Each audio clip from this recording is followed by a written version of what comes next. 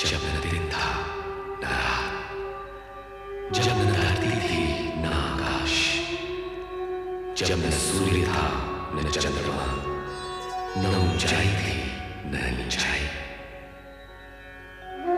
ये समय और भूमंडल के जन्म से बहुत पहले की बात है। तब केवल एक शून्य था। प्रकाश और अंधकार दोनों ही एक क्षितिजों के साथ। इस शून्य का कोई रंग नहीं था, क्योंकि रंगों ने तो बहुत बाद में जन्म लिया। मैं उस शून्य का परिचय कैसे करूं? क्योंकि परिचय शब्दों की मांग करता है, और मैं भाषाओं के बनने से पहले की बात कर रहा। तब की बात जब कुछ नहीं था, कुछ भी नहीं था, बस एक स्वर था जो सन्नाटे के उस अथाह सागर में तैर रहा था। सन्नाटा, जिसका न कोई रंग न रूप, उसके विषय में सोचना भी संभव नहीं, क्योंकि सोच तो सीमित है, समय की डोरी से बंधी हुई। ब्रह्मांड की सीमा रेखा के पार जा नहीं सकती। इसलिए हे मानव जाति, अपनी सोच की चौखट पर बैठकर और आंखें बंद करके देख, और मन के कान लगाकर सुन। मैं आदिनाथ हूं, आदिस्वर हूं, आदिध्वनि हूं। मैं सर्वशक्तिमान महेश्वर सदाशिव जी का प्रतीक हूं। महेश्वर शिव जी सृष्टि के नियामक हैं।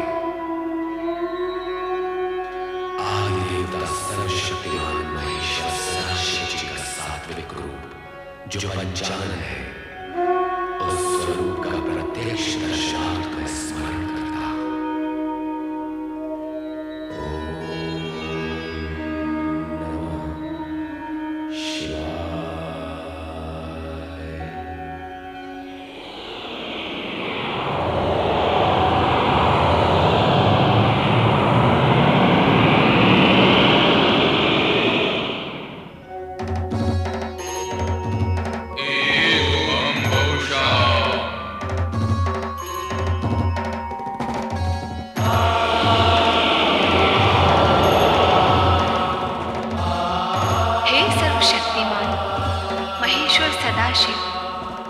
शिवा का प्रणाम स्वीकार करें।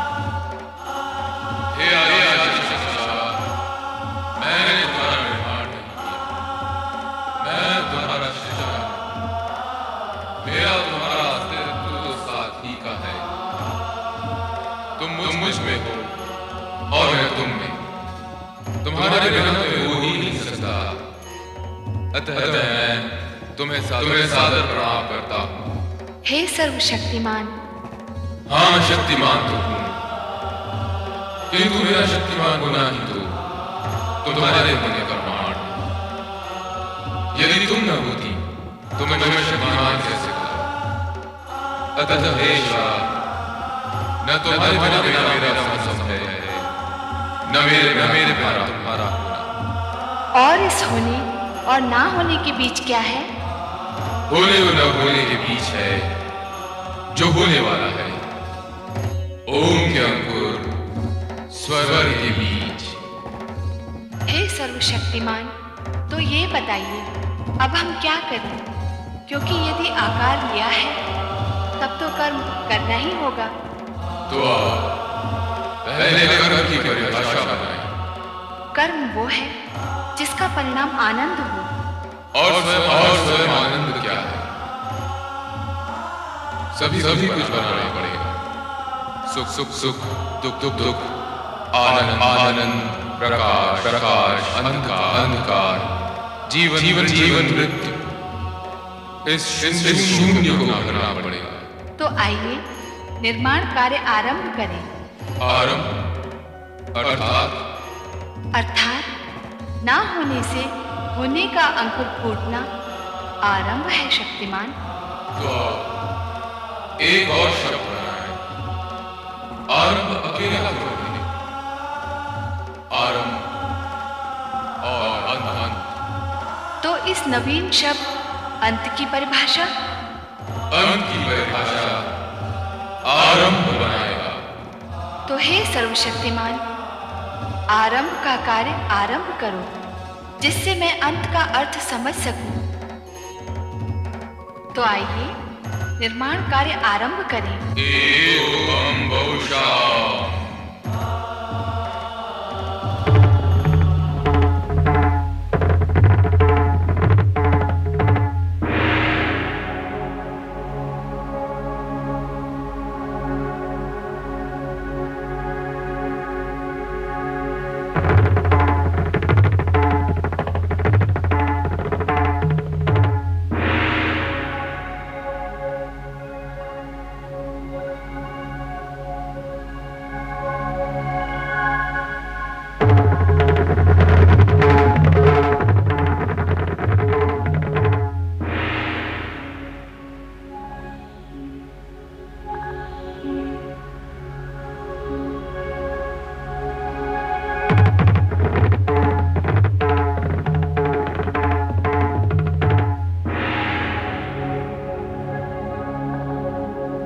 इस प्रकार संपूर्ण वातावरण में व्याप्त शून्यता को भरने के लिए देवादिदेव शिव और मां शिवा ने आकाश, वायु, अग्नि, जल, पृथ्वी एवं ग्रह नक्षत्रों की रचना की।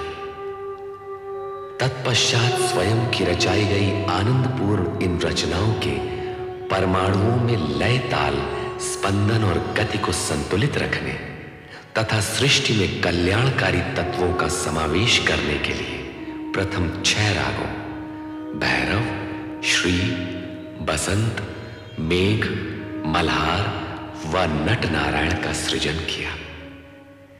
इसके उपरांत शिव शंकर व मां शिवा ने आदि नृत्य आरंभ कर अपनी रचनाओं को गतिमान और शक्तिमान बनाया।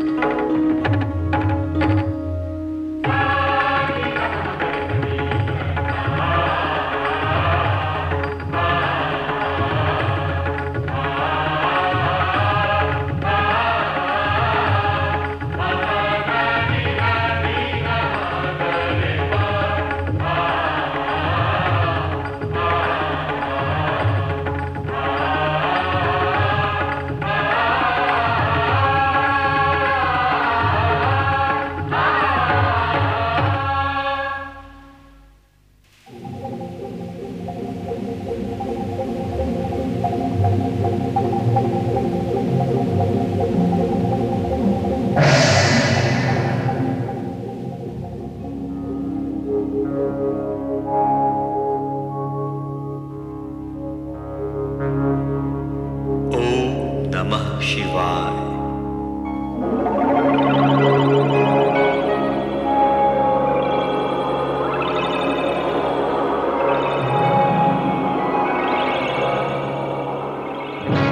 ओम नमः शिवाय। ओम नमः शिवाय। हम कौन हैं? हमारा जन्मदाता कौन है? यही प्रश्न हम भी कर रहे हैं कि हम कौन हैं, हम कैसे प्रकट हुए हैं, हमें किसने उत्पन्न किया है, हमारा कार्य क्या है, दायित्व क्या है? हमारे मन में भी ये इच्छा जागृत हो रही है कि हमारा कर्म और कर्तव्य क्या है।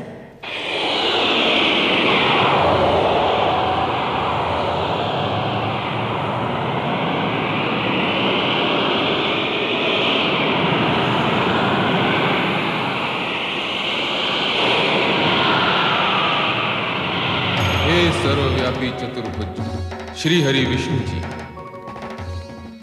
कमल के आसन पर प्रकट होने वाले श्री ब्रह्मा जी, आप दोनों मुझ सदाशिव की सृष्टि कामना से उत्पन्न हुए हैं।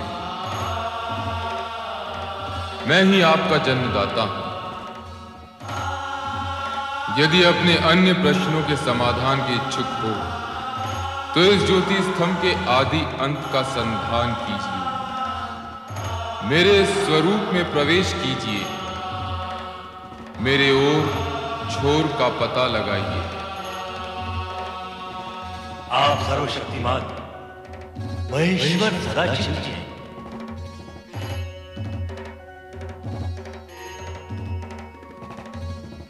ये ज्योति स्तंभ आप ही का स्वरूप है, तो हम इसमें प्रवेश करके इसके आदि अंत का अन्वेषण करेंगे।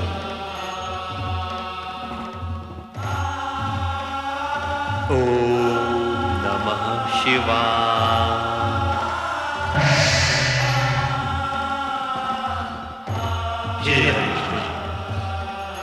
आप इस ज्योति स्तंभ के नीचे की छोर का संधान कीजिए। और ब्रह्मदेव, आप इसके ऊपरी छोर का पता लगाइए। अवश्य अवश्य श्री हरि विष्णु जी।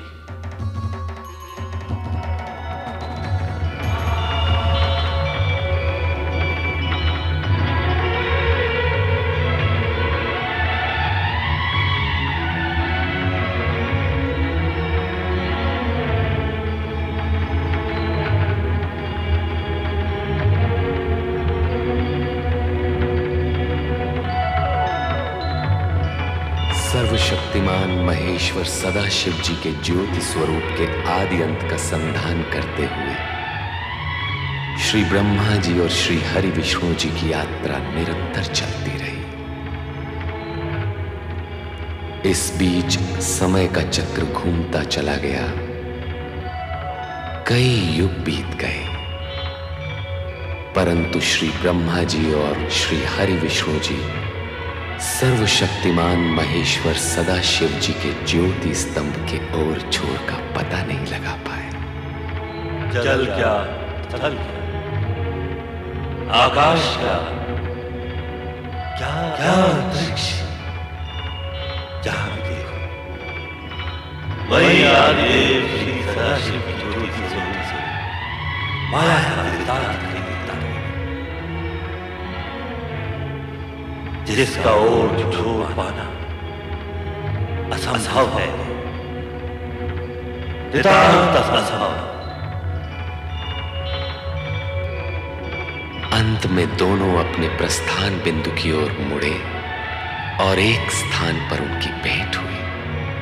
ब्रह्मा जी, ऐसा प्रतीत होता है कि सर्वशक्तिमान महेश्वर सदाशिव अनादि अनंत हैं।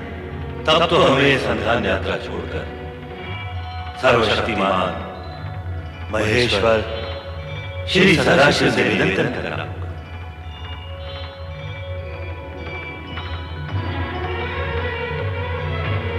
हे अनादि अनंत सर्वशक्तिमान महेश्वर सदाशिव, आपका ज्योति स्वरूप अपरंपार है। हम आपके आदि अंत का पता लगाने असमर्थ हैं। हे ज्योति स्वरूप सर्वशक्तिमान महेश्वर सदाशिव जी, आप हमें अपने स्वरूप का ज्ञान कराइए। श्री ब्रह्मा जी, श्री हरि विष्णु जी, मुझसे ही उत्पन्न आप दोनों अब तक मेरे स्वरूप से अनभिज्ञ हैं, परिचित नहीं हैं, अपरिचित हैं। मेरी ज्योति में पहुंचकर भी आपके अंतर का अंधकार दूर नहीं हुआ। इस अंधकार को मिटाने के लिए हमें क्या करना होगा सदाशिव जी?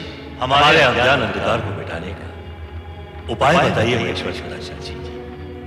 मेरे स्वरूप का दर्शन पाने के लिए अखंड रूप से मेरा ध्यान करते हुए आप दोनों तप कीजिए, तप ही समस्त कार्यों का साधन है। जो आज्ञा। हे सर्वशक्तिमान महेश्वर सदाशिव जी, अब हम तप करके ही आपको प्राप्त करेंगे।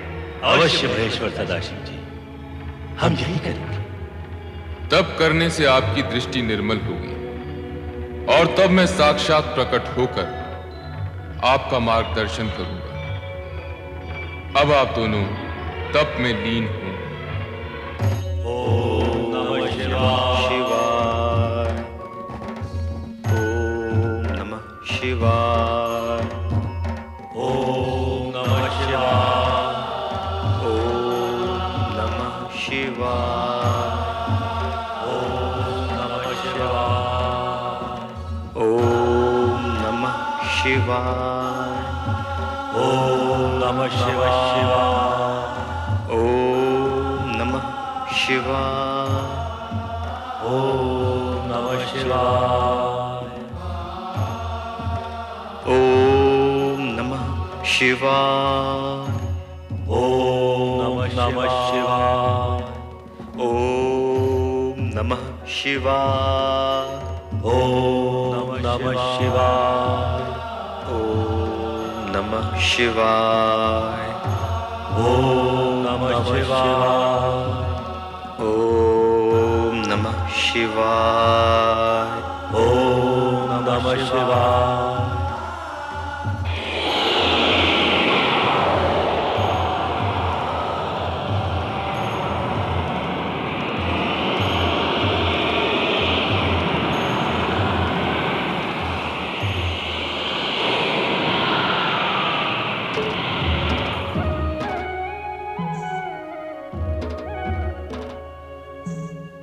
आप कौन है सर्वशक्तिमान? आपका स्वरूप मत बार दे रही, इसका रहस्य बताइए। हम हैं अर्धनारीश्वर, शिव और शक्ति का अभिन्न रूप। अर्धनारीश्वर? शिव और शक्ति का अभिन्न रूप। हाँ श्री हरि विष्णु जी, श्री ब्रह्मा जी, जिस ज्योति स्तंभ का आप दोनों युगों युगों तक अनुसंधान करते रहे, वही अर्धनारीश्वर रूप में आपके सामने प्रकट हुआ है। शिव और शक्ति एक दूसरे में समाये हुए हैं। शिव में ही शक्ति है और शक्ति में ही शिव। आदिदेव सर्वशक्तिमान महेश्वर सदाशिव और आदिशक्ति मां शिवा के अर्धनारीश्वर रूप को प्रणाम। हमारा तप सफल हुआ, आपके दर्शन पाकर हम धन्य हुए। एको हम बहुश्याम। आप दोनों हमारी सृष्टि कामना से उत्पन्न हुए हैं, इसलिए आप दोनों सृष्टि रचना और सृष्टि पालन का कार्य करेंगे। सृष्टि रचना और सृष्टि पालन? हाँ श्री हरि विष्णु जी, श्री ब्रह्मा जी, हमने जिन 5 महाभूतों पंच तत्वों का निर्माण किया है, उनसे आप सृष्टि और प्राणी मात्र के सृजन का कार्य करेंगे।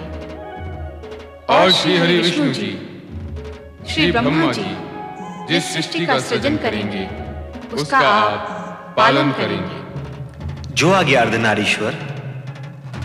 हे अर्धनारीश्वर शिव शक्ति, क्या आपका यही रूप संसार के लिए पूजने योग्य होगा? नहीं, ये हमारा दिव्य सात्विक रूप है। शिव का संसारियों के लिए पूज्य रूप सृष्टि रचना के पश्चात कैलाश पर प्रकट होगा। और आदिशक्ति? शक्ति का रूप जानने के लिए आपको सृष्टि रचना होने तक प्रतीक्षा करनी होगी। अब आप दोनों अपना अपना कार्य प्रारंभ कीजिए।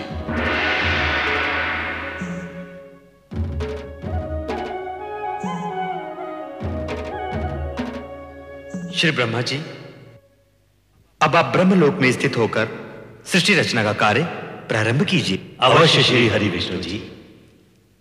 अब मैं आदि देवता सर्वशक्तिमान महेश्वर श्री सदाशिव की आज्ञा को कार्य रूप दूंगा। ओम नमः शिवाय। तदुपरांत शिवाज्ञा से ब्रह्मा ने पंच तत्वों से सृष्टि रचना का कार्य प्रारंभ किया। सर्वप्रथम उन्होंने ऊर्ध्व आकाश में स्वर्गलोक की उत्पत्ति की। स्वर्गलोक के सिंहासन पर स्वर्ग के स्वामी देवराज इंद्र के साथ उनकी सहधर्मिणी इंद्राणी शचित हुई। साथ ही प्रकट हुए इंद्र के सहायक देवतागण जो अमित शक्ति के धारक थे और स्वर्ग की सुंदर अप्सराएं। स्वर्ग रचना के पश्चात ब्रह्मदेव ने 7 समुद्रों से घिरी सप्तद्वीप पृथ्वी की रचना की।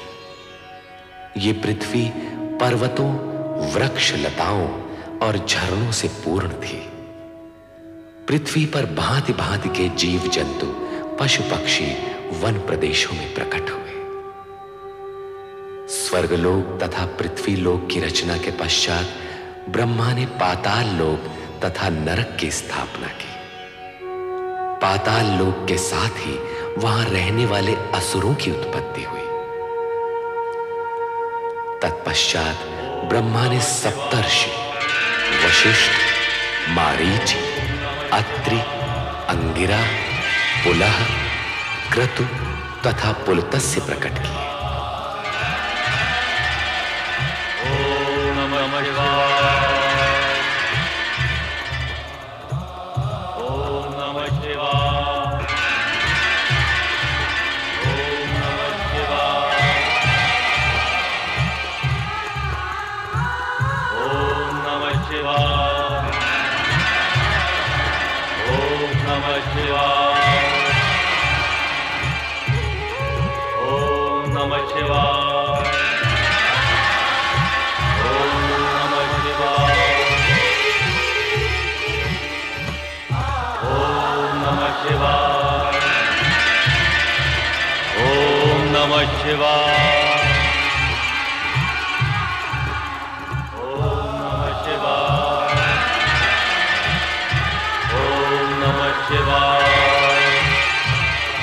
ये सातों ऋषि मंत्रकर्ता, ऐश्वर्यवान, दिव्य दृष्टिधारी, दीर्घायु आदि गुणों से युक्त, धर्म का साक्षात्कार कराने वाले तथा गोत्रों की उत्पत्ति करने वाले ऐसे 7 गुणों से परिपूर्ण थे।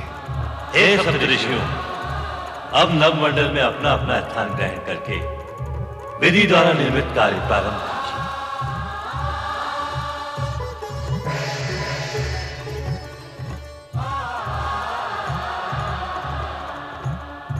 ओम नमः शिवाय। प्रणाम परमपिता। ओम नमः शिवाय।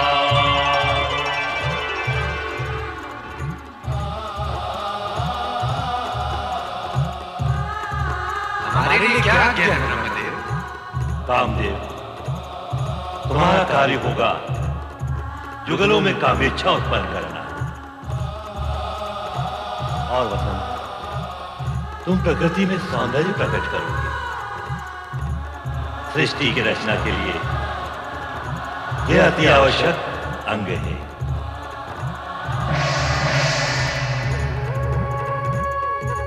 ओम नमः शिवाय। नारायण नारायण। नारद अपने मानस परमपिता ब्रह्मा जी को प्रणाम करता। आयुष्मान भव नारद।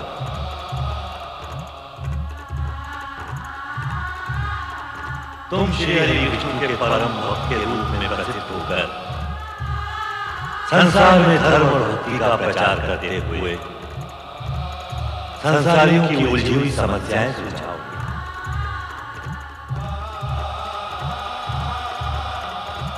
नारायण नारायण। ओम नमः शिवाय।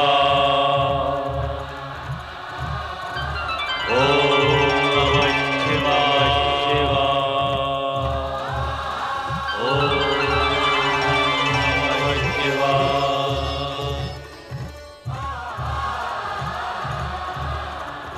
सृष्टि में प्रकट होने वाले प्रथम पुरुष तुम मनु महाराज के नाम से जगत में प्रसिद्ध हो गए,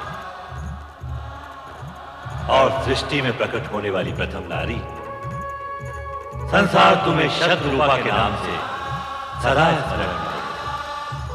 हमारे लिए क्या आज्ञा है परमपिता? आप दोनों वैदिक तथा सनातन धार्मिक विधि के अनुसार एक दूसरे को पति पत्नी के रूप में स्वीकार करके मैथुनी सृष्टि द्वारा प्रजोत्पत्ति का कार्य प्रारंभ कीजिए। जैसी आपकी आज्ञा परमपिता। ओम नमः शिवाय।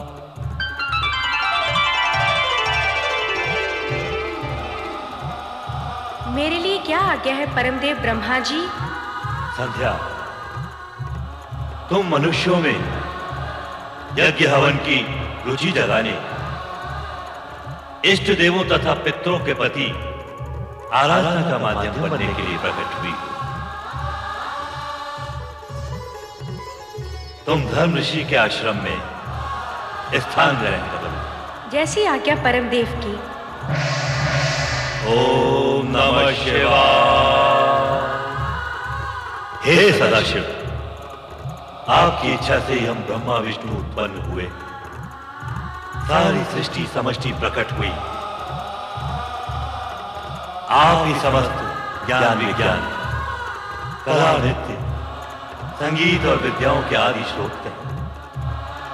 मैं आपसे प्रार्थना करता हूं कि विद्या, निपुणता तथा संगीत साहित्य की प्रेरणा समस्त सृष्टि के प्राणियों में जगाने के लिए देवी स्वरूपिणी एक दिव्य शक्ति को प्रकट करें, जिसके मानव मात्र में विद्या, बुद्धि तथा कला संस्कृति प्रकट हो।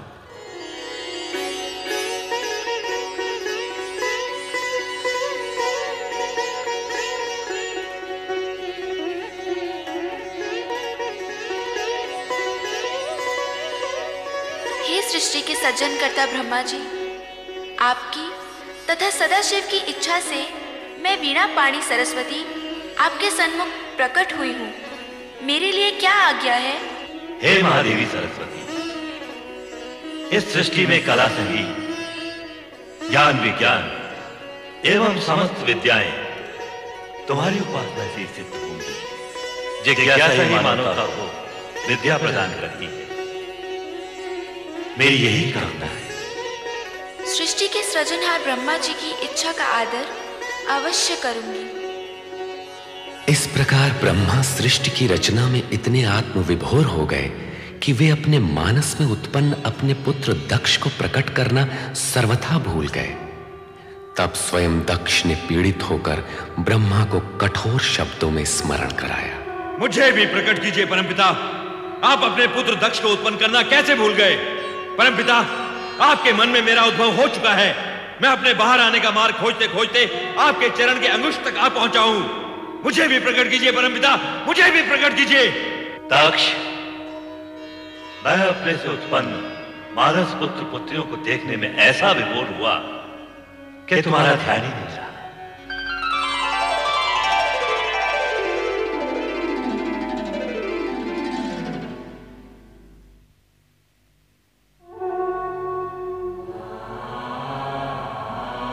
मेरे मानस पिता ब्रह्मा जी, मैं दक्ष प्रजापति सर्वप्रथम प्रकट होने का अधिकारी था, परंतु आपने मेरी उपेक्षा की।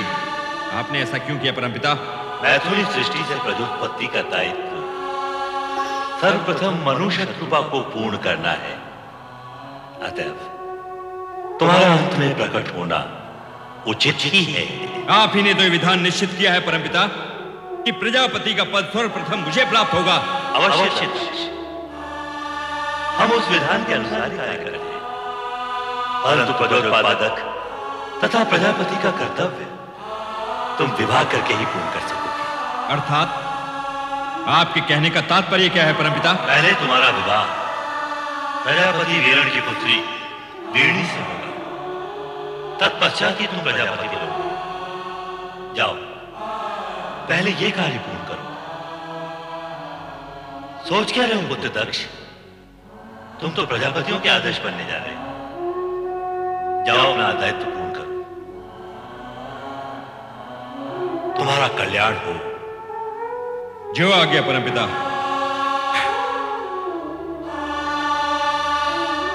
ओम नमः शिवाय। और इस प्रकार सृष्टि